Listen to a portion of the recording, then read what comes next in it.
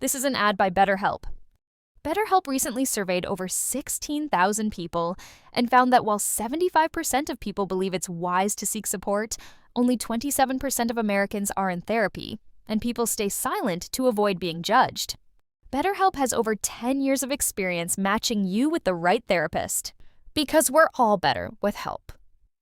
Visit betterhelp.com/stopthestigma for their first ever State of Stigma report, the latest in mental health research. This is Scott Becker with the Becker Private Equity and Business Podcast. Thank you for joining us. Today we're going to go through 6 thoughts from a speech today. So here's the background. We're invited to give a talk to the Advancement League, the Young Health Leaders Summit. I had a wonderful moderator, interviewer, Kayla Epps, who provided me a bunch of questions. And so I'm going to go through some of the notes from that talk. And hopefully some of these resonate with people that are listening to this.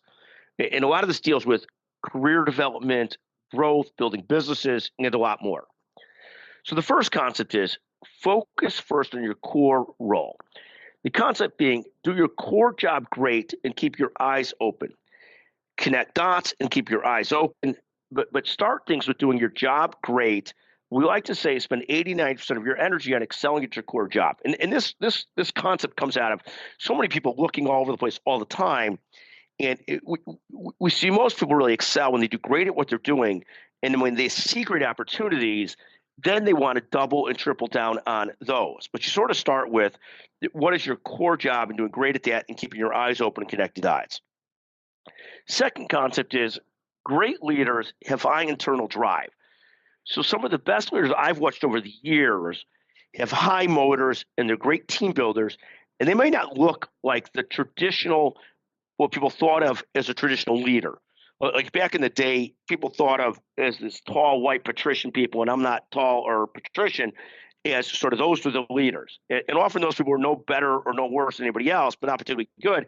But there was a bias. They looked like leaders. So many of the people that I see that are hyper successful, you might not notice their drive or their motor immediately. But you might find over time they're tremendous leaders. People like Judy Faulkner of Epic, John Langell, Dr. Langell of Northeast Ohio Medical School, Dr. Chrisman at Northwestern Medicine.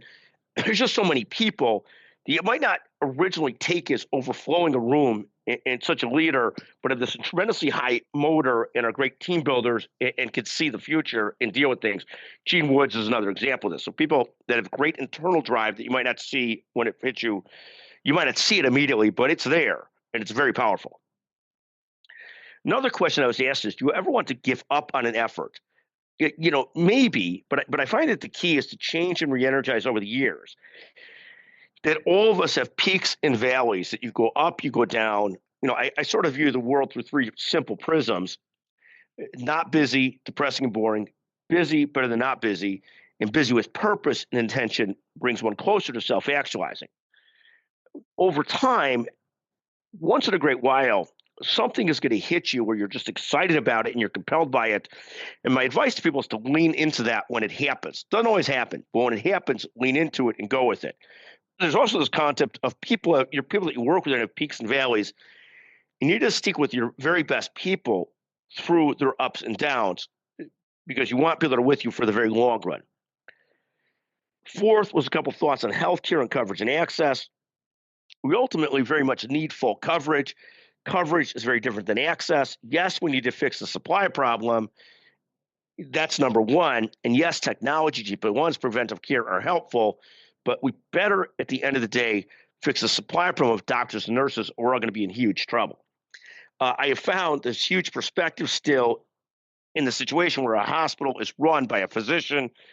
I still think there's an innate knowledge that comes from practicing medicine that allows you to see the entire care structure in a different way. I've also found hospital leaders largely work very, very hard. Insurance companies, we have our own thoughts on. Fifth, in terms of long-term success, if you want to have long-term success, I've had so many people burn out because they don't have the ability to set some boundaries. If you want to excel for the very long term, you've got to be able to set some boundaries. You need to take care of your physical, mental health. It's also much better to build careers with teams and with teammates. The other thing that I find is one of the most predominant concepts of happiness is over the long run, if you decided what you want to do versus somebody else. And then I think about, are you in an environment where you could do great work and your team could do great work? Both those are important. You want to be in highly effective organizations. Finally, somebody asked me about assessing opportunities. And I always think it's very hard to whiteboard opportunities. It's much easier to see opportunities when you're deeply involved in something. Then I think about opportunities. Can you win in it? Is it worth winning it? We often think of, and we have a webinar coming on this in a few weeks, customers, niches, and teams.